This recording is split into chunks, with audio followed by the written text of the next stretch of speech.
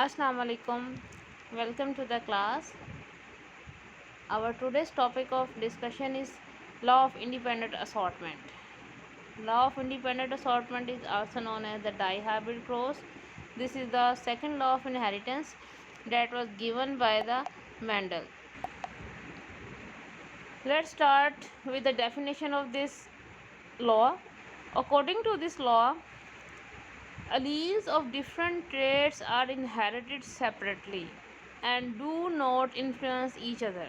मतलब कि अगर कोई ट्रेट है हमारे पास, ठीक है, उसकी जो अलील्स हैं, अलील्स मैंने आपको बताया था अल्टरनेट फॉर्म ऑफ जीन्स हैं, ठीक है, तो ये इनहेरिट होती हैं सेपरेटली और एक दूसरे को इन्फ्लुएंस नहीं करती, इंडिपेंडेंटली असॉर्ट करती हैं, ठीक है, उनके इंडिपेंडेंटली जो है वो कॉम्बिनेशंस बनते हैं। जब न्यू कॉम्बिनेशंस बनेंगे other than the parents combination तो वेरिएशंस आएगी। इसी वेरिएशंस की वजह से क्या होता है, जेनेटिक डाइवर्सिटी आती है। मींस मैंने जैसे आपको बताया था कि अगर हमारे पास एक करैक्टर टॉल है, ठीक है, और एक करैक्टर शॉर्ट है, ठीक है, ये हमारा हमने सेग्रीगेशन में डेफिनेशन पढ़ी, सेग्रीगेशन की एग्जांपल पढ़ी थी। अब इसमें जो है Mendel's law of independent assortment में ये होता है, हम दो करैक्टर्स को एट अ टाइम स्टडी करते हैं, दो ट्रेड्स को स्टडी करते हैं।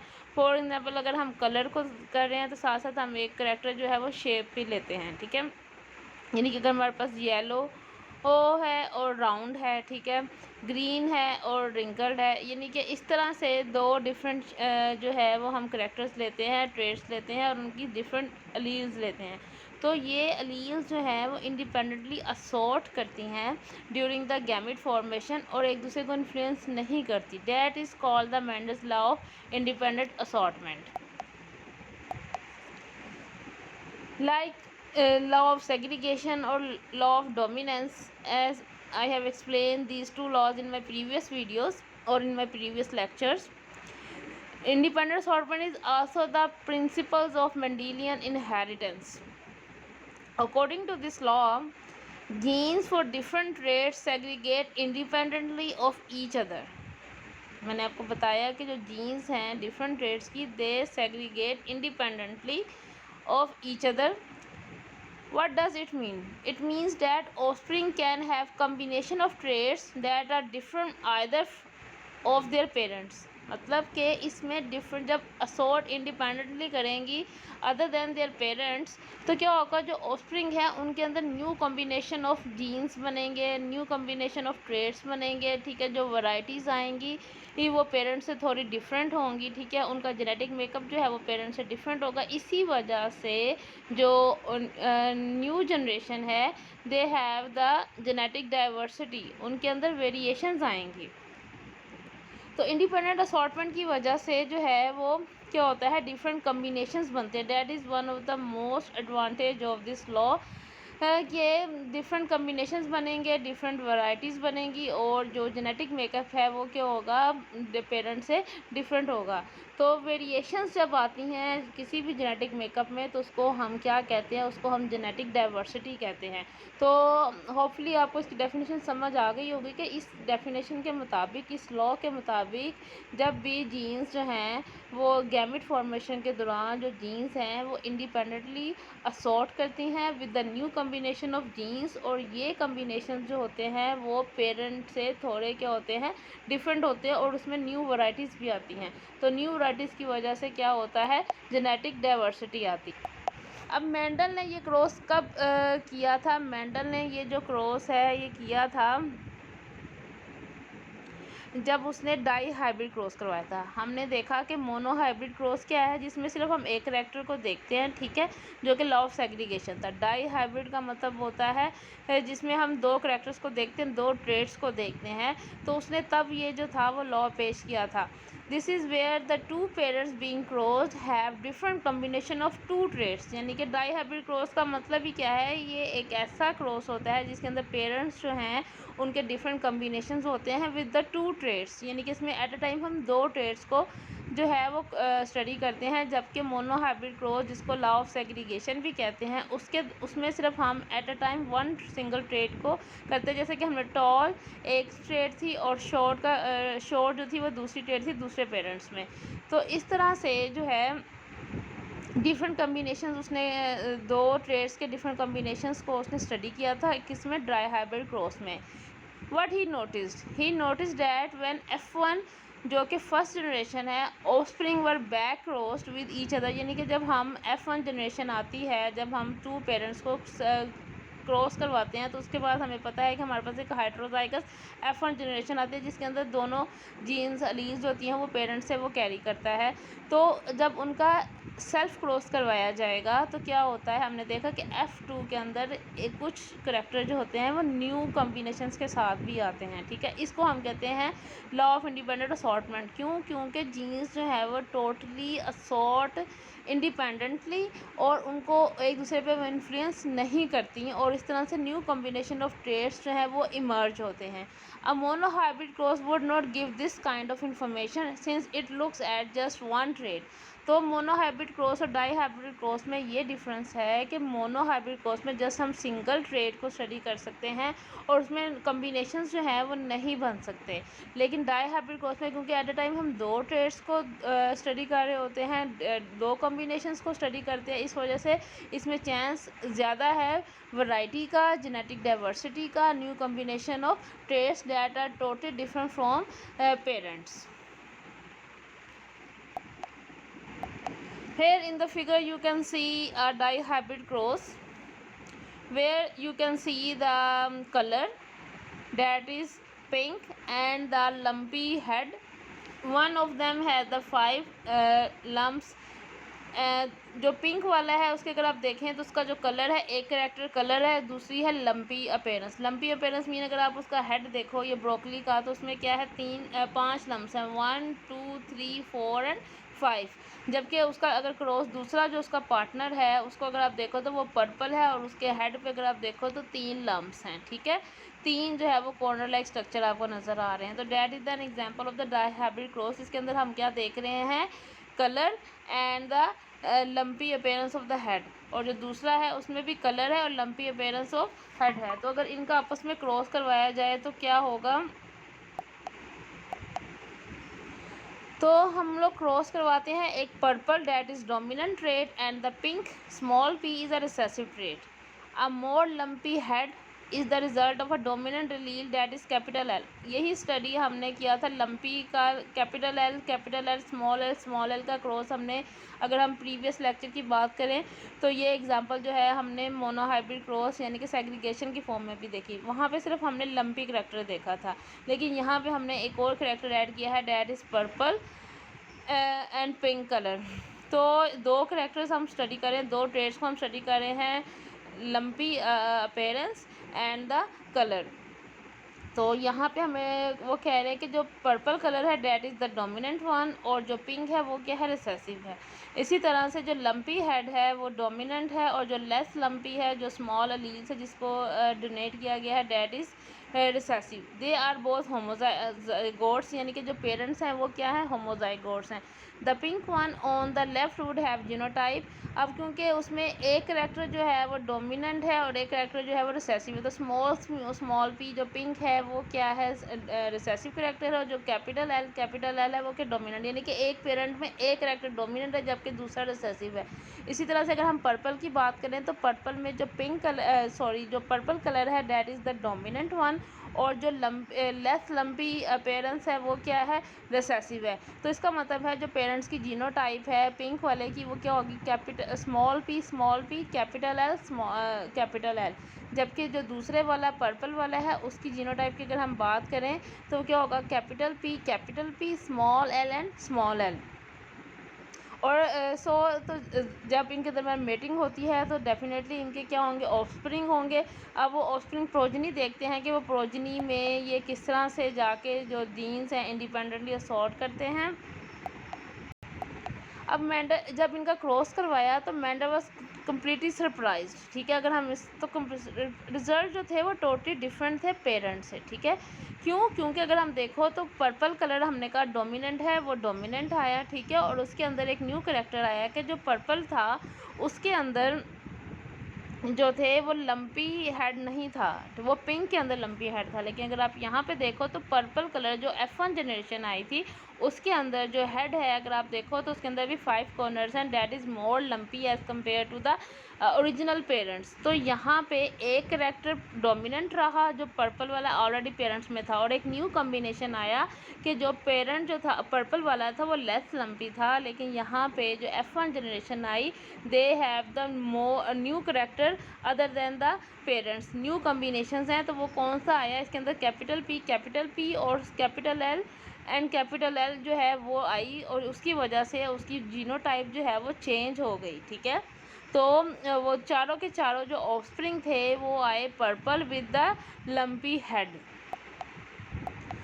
So yes, we can see that the kids have a new combination of phenotypes that we have never seen before.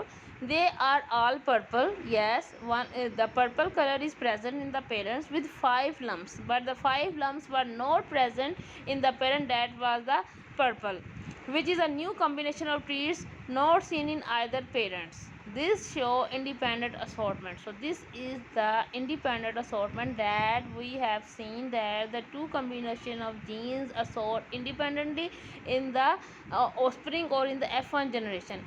Let's we do explain it by self cross. हम इनका आपस में F1 जनरेशन जो है इनका हम सेल्फ क्रॉस करवाते हैं, तो देखते हैं कि इसके दौरान जो है वो क्या कम्बिनेशन ऑफ जीन्स बनते हैं।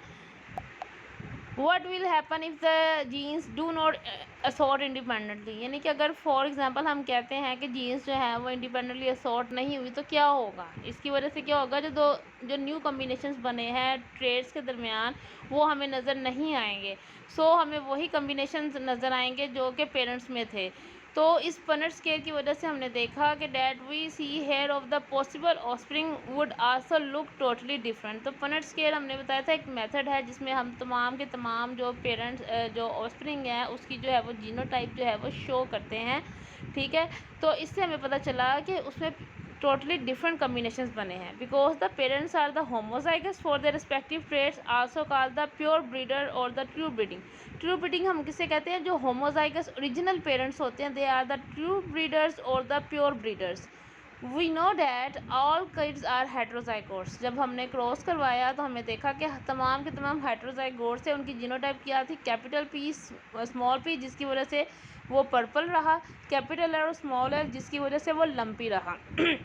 None of them have the recessive phenotype for either trait, यानी कि उसके अंदर लेस लंपी और पिंक कलर किसी में भी नहीं आया। द F1 जनरेशन जो उसकी जीनोटाइप क्या थी हमारे पास आई, उसकी जीनोटाइप आई capital P small p capital L small l।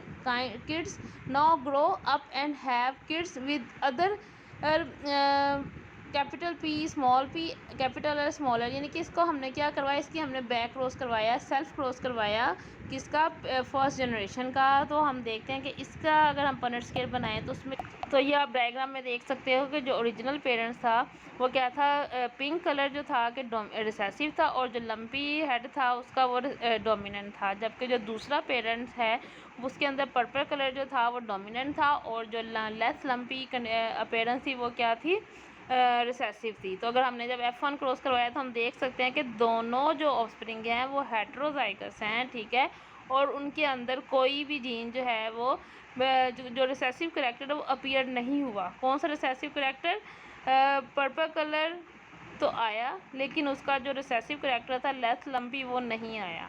इसी तरह से ऑफस्प्रिंग में 5 जो है वो लंपी जो मोर लंपी करेक्टर है वो तो ट्रांसफ़र हुआ, लेकिन पिंक कलर ट्रांसफ़र नहीं हुआ। लेकिन ये टोटली डिफरेंट था पेरेंट्स से। कैसे, क्योंकि ये purple with the more lumpy appearance जो थे वो आए, तो इसलिए दोनों पेरेंट्स जो F1 जनरेशन थी वो हमारे पास क्या आई, वो हमारे पास हेट्रोजाइगस आई, जो कि पेरेंट्स से क्या थी, डिफरेंट थी। अब जब हमने इसका बैक क्रॉस करवाया, बैक क्रॉस या सेल्फ क्रॉस का मतलब होता है कि हमने F1 जनरेशन के ही ऑफस्प्रिंग से क्रॉस करवाया, तो हमने अब हम देखेंगे कि इसके अंदर क्या पॉसिबिलिटीज़ है न्यू कम्बिनेशन ऑफ जीन्स की और क्या रेशो आती है। अगर हम देखें उसमें जो करेक्टर था वो था कैपिटल पी कैपिटल एल, 4 तरह के गैमेट्स बनते हैं, ठीक है। कैपिटल पी कैपिटल एल, ठीक है, एक कैपिटल पी स्मॉल एल के साथ, एक स्मॉल पी कैपिटल एल के साथ और एक स्मॉल पी स्मॉल एल के साथ। तो इसी का अगर हमने ऊपर एक तरफ पेरेंट्स हैं और दूसरी एक तरफ फादर है और एक तरफ क्या है मदर है, तो ऊपर भी हमने वही वाले गैमेट्स रखे। तो जब हम इनका क्रॉस करवाते हैं कैसे, फॉर एग्जांपल हम कैपिटल पी स्मॉल एल जो वर्टिकल है उसका फर्स्ट हॉरिजॉन्टल के साथ क्रॉस करवाएंगे तो हमारे पास क्या आएगा, capital P capital L capital L. तो अगर हम इसकी जीनोटाइप फिनोटाइप देखें तो हमें पर्पल और क्या नज़र आ रहा है, लंपी नज़र आ रहा है, ठीक है। इसी तरह से अगर हम फर्स्ट वाले का सेकंड के साथ करवाएं तो कैपिटल पी कैपिटल एल और स्मॉल एल आता है जो कि जो कि पॉसिबिलिटी है। तो अगर आप क्रॉस से देख सकते हो तो इसमें जो है हमारे पास 9:3:3:1 की रेशो आएगी। तो डाई हाइब्रिड क्रॉस जो होता है उसके दरमियान जो हमेशा रेशो होती है, जो इंडिपेंडेंट असॉर्टमेंट की रेशो है वो क्या है, 9:3:3:1 है। 9 जो होते हैं वो पेरेंट से मैच करते हैं, ठीक है, डोमिनेंट पेरेंट से। 3 जो है वो डिफरेंट न्यू कॉम्बिनेशंस बनेंगे अदर देन पेरेंट्स, और 1 जो होगा वो रिसेसिव होमोजाइगस पेरेंट से मिलेगा। तो आप इस तरह से आपने क्रॉस करवाना। फिर हम सेकंड वाले पे आएंगे, वर्टिकल का फर्स्ट वाले हॉरिजॉन्टल से करवाएंगे, फिर उसका सेकंड वाले से करवाएंगे, थर्ड वाले से कराएंगे, फोर्थ वाले से कराएंगे। तो अगर हम देखें तो हमें क्या डिफरेंट नज़र आ रहा है, हमें नज़र आ रहे हैं कौन कौन से डिफरेंट, हमें ये पर्पल, और अगर आप देखो तो पर्पल और स्मॉल एल वाला जो है ये ओरिजिनल पेरेंट से मैच होता है, ठीक है। और इसके अलावा अगर आप देखो तो capital small P small L capital ये भी पेरेंट से मैच होता है, ठीक है। पिंक वाला ये भी पेरेंट से मैच होता है, ठीक है। तो इस तरह से एक न्यू कॉम्बिनेशन बना जिसमें स्मॉल पी और स्मॉल एल है जो कि बिल्कुल एंड पे है। तो इसमें क्या हुआ कि ये भी टोटली डिफरेंट है पेरेंट से, क्योंकि ये पिंक और लेस लंपी आया है, ठीक है। जबकि हमें पता है कि हमारा ओरिजिनल पेरेंट जो है वो पिंक और मोर लंपी था।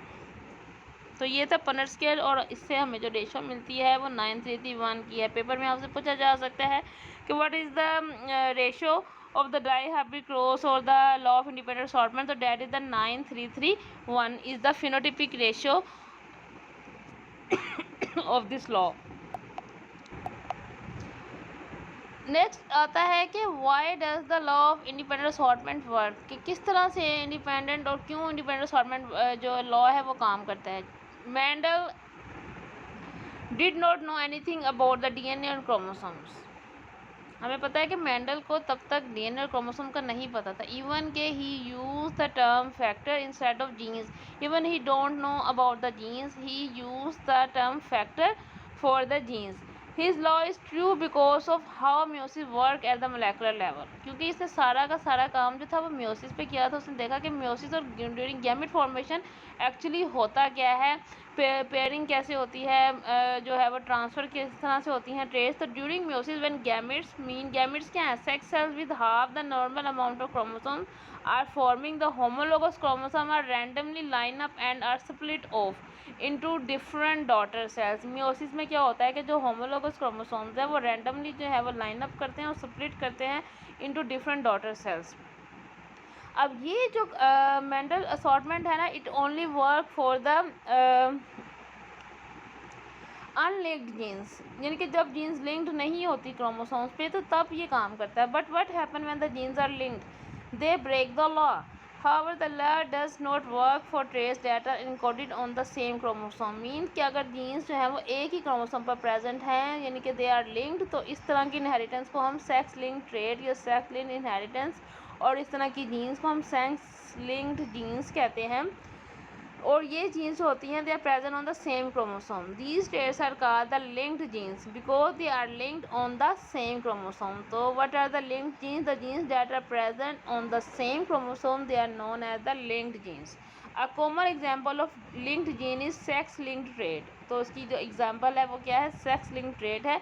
नेक्स्ट कमिंग जो हमारे लेक्चर्स होंगे उसमें हमारा जो एक टॉपिक होगा वो सेक्स लिंक्ड ट्रेट पर भी होगा। तो उसमें फिर मैं आपको कम्प्लीटली जो है वो एक्सप्लेन करूँगी what are the sex linked traits, उसकी विद एग्जांपल्स। जैसे कि मैंने आपको बताया, the ratio of the dihybrid cross और the independent assortment is the 9331 ratio.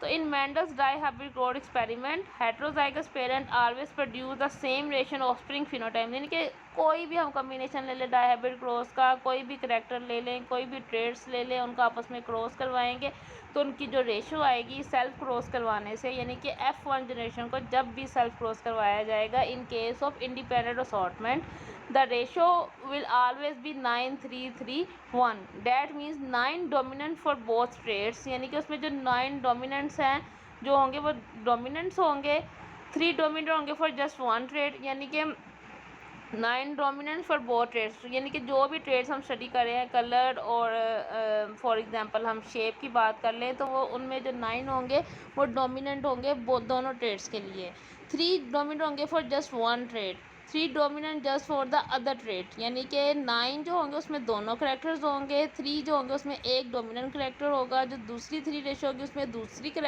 Trade का दूसरा डोमिनेंट करेक्टर होगा, and 1 with the recessive phenotype for both traits. तो एक में एक जो होगा वो टोटली रिसेसिव होगा जो कि ओरिजिनल पेरेंट से मैच करता होगा। This happen because the traits Mendel looked at did sort independently.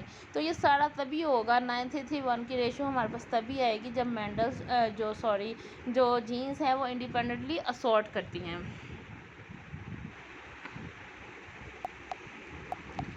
तो डाइहाब्रिड क्रॉस एक्चुअली है कि a cross that is look at how two different genes are passed on from a pair of organisms. It shows that possible combination of phenotypes for those two traits the parents can pass on। यानी कि डाइहाब्रिड cross क्या है जिसमें हम दो characters को study करते हैं, दो ट्रेट्स को स्टडी करते हैं with the new combination of genes, जो कि फिर हमें बताता है कि किस तरह से पेरेंट्स की जीन्स जो है वो इंडिपेंडेंटली असॉर्ट करके ट्रांसफ़र होती हैं with the new combination of genes और अलील्स इनटू द ऑफस्प्रिंग।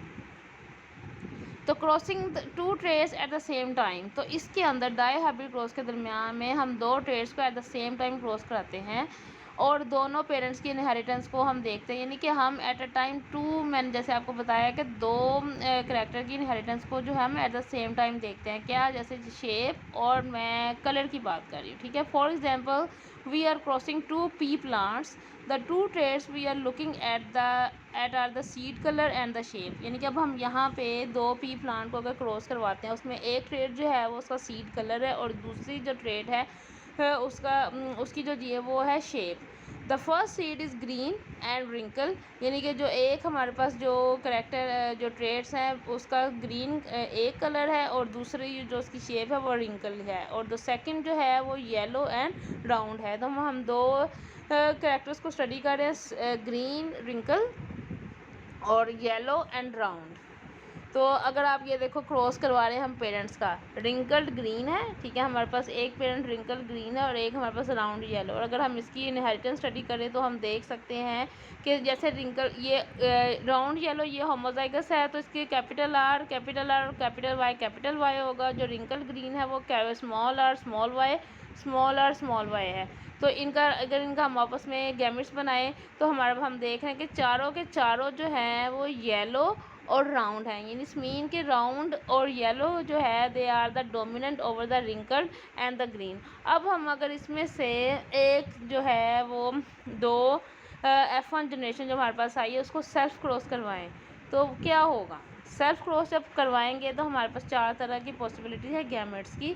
तो एक बनेगा कैपिटल आर कैपिटल वाई, एक बनेगा कैपिटल आर स्मॉल वाई के साथ, दूसरा बनेगा स्मॉल आर कैपिटल वाई के साथ, और चौथा बनेगा स्मॉल आर स्मॉल वाई के साथ। तो इसी की तरह से हम ऊपर भी इसी तरह से लाइन अप करेंगे तो हम क्रॉस करवाएंगे तो हम देख सकते हैं कि 9 जो है वो डोमिनेंट है। अगर आप देखो 1 2 3 4 5 6 7 8 9, तो 9 जो है वो राउंड येलो है, ठीक है। डोमिनेंट करेक्टर मैंने आपको बताया कि एक पेरेंट का ट्रांसफ़र हुआ।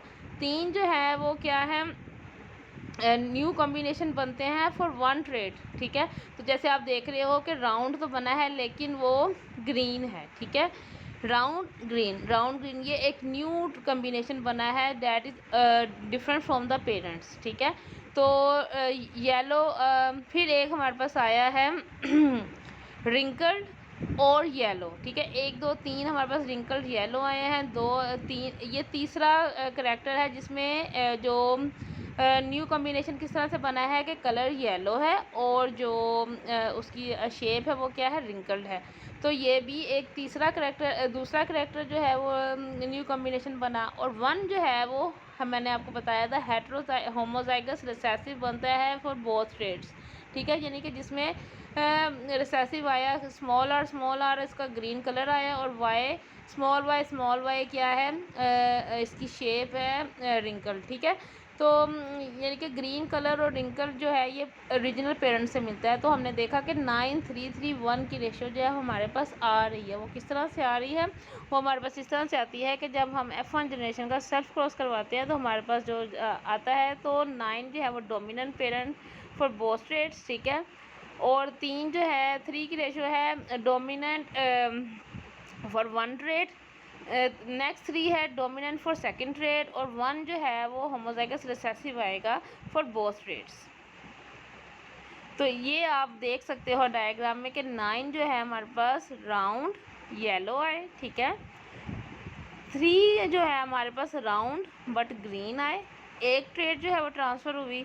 3 जो है हमारे पास रिंकल और येलो आए, एक करेक्टर जो है वो ट्रांसफ़र हुआ। और 1 जो है हमारे पास येलो और रिंकल्ड आया और ये होमोजाइगस रिसेसिव हमारे पास आया। इसी तरह से अगर हम एक और क्रॉस करवाते हैं डाई हाइब्रिड क्रॉस का, इसकी हम एग्जांपल देख रहे हैं जिसमें हम जीनोटाइप देख रहे हैं किटीज़ का, brown fur and the green eye is FFE, यानी कि हमारे पास एक कैट जो है वो ब्राउन कलर है। तो एक ट्रेड हमारे पास कलर है और दूसरी हमारे पास आई है, ठीक है, आई कलर है। और जो कि यानी कि एक उसका ब्राउन फर है, ठीक है, हेयर ब्राउन कलर फर का, और जो दूसरा है आई colour that is green in colour. और दूसरा अगर हम देखें तो वो हमारे पास कौन सा है, fur colour and eye colour sort independently, ठीक है। तो दूसरा हम देख रहे हैं उसके अंदर जो है वो ब्लू आइज़ हैं और येलो जो है वो क्या है, फर है। तो capital F capital F capital E capital E small f small e, तो इसी से हमें पता चल रहा है कि जो ब्राउन और green colour that is the dominant one, ठीक है, क्योंकि इनकी जीन्स जो हैं उनको कैपिटल से शो किया गया है। तो अगर हम इनका आपस में जब क्रॉस करवाया तो हमारे पास F1 जनरेशन जो आई वो कैपिटल F स्मॉल f, ठीक है, कैपिटल E और स्मॉल ई है, यानी कि फर्स्ट जनरेशन जो थी हमारे पास जो थी F1 वो आई ब्राउन फर और ग्रीन आई के साथ, ठीक है। तो जब इनका आपस में हमने सेल्फ क्रॉस करवाया तो हम देखेंगे तो 4 तरह के पहले गैमेट बनेंगे, कैपिटल F और कैपिटल E, कैपिटल F का स्मॉल ई के साथ, स्मॉल f का कैपिटल E के साथ और स्मॉल f का स्मॉल e के साथ। तो ये 4 तरह के गैमेट्स बने। जब इसी तरह से हमने इनमें सेल्फ क्रॉस करवाया तो हमारे पास क्या हुआ, हमारे पास जो है हमने देखा कि 9 जो होंगे वो ब्राउन और ग्रीन आइज के साथ होंगे, ठीक है। और एक 3 जो है हमारे पास क्या होंगे, ब्राउन और ग्रीन येलो और ग्रीन आइज के साथ। और एक जो होगा हमारे पास वो होगा येलो एंड ब्लू आई के साथ। तो ये हमारे पास 9:3:1 की रेशो जो है वो हमारे पास आ गई। और 3 जो होंगे हमारे पास होंगे ब्राउन और ब्लू आई के साथ। तो ये इस तरह से हमारे पास जो है वो 9:3:1 रेशो जो है जो हमने पढ़ी। तो पनट स्केयर बनाने का फ़ायदा कहता है, पनट स्केयर एक्चुअली हमें क्या बताता है, पनट स्केयर हमें रियल जीनोटाइप और फिनोटाइप के बारे में बताता है। It is important to remember exactly what information we can get from a Punnett square, ठीक है। It would not tell us how many kitten our cute cat couple has और guarantee what the kitten will look like. Punnett square give the probability of different offspring genotypes and phenotypes, यानी कि हमें बताता है कि जो हमारे पास जो किटन आएंगे वो उनकी पॉसिबिलिटी जीनोटाइप और फिनोटाइप्स की होंगी based upon the parents genotype for whatever traits you are looking at. What if the traits are not independent? अगर traits independent ना हो, if the fur color and the eye color did not sort independently, then the both parents were not independently heterozygotes। तो हमारे पास क्या होगा, 9:3:1 की ratio नहीं आएगी और वो जो है लॉ ऑफ इंडिपेंडेंट असॉर्टमेंट जो है वो वर्क नहीं करेगा। लॉ ऑफ इंडिपेंडेंट असॉर्टमेंट जो है वो तभी काम करेगा when we have the 9:3:1 ratio. So let's sum up the lecture, that is law of independent assortment is the second law of inheritance that was given by the Mendel, and it is the law that is also known as the dihybrid cross. Why it is known as the dihybrid cross? Because in this law we study two traits at the same time. For example, shape is the one trait and color is the another trait. So we are going to study the two traits at the same time. This is the dihybrid cross, और इसमें जो ratio होती है वो 9331 की ratio होती है, and it's state that at the time of gamete formation each genes assort independently without influencing each other. So this is known as the law of independent assortment, and I also have explained what is the dihybrid cross and what is the Punnett scale and what is the purpose of the Punnett scale. Punnett scale actually tells us the actual phenotype and the genotype of the future generation or the F2 generation. So this is all about the independent assortment. So I hope you all have understand the lecture completely. See you next time with the new lecture. Till then, take care. Allah Hafiz.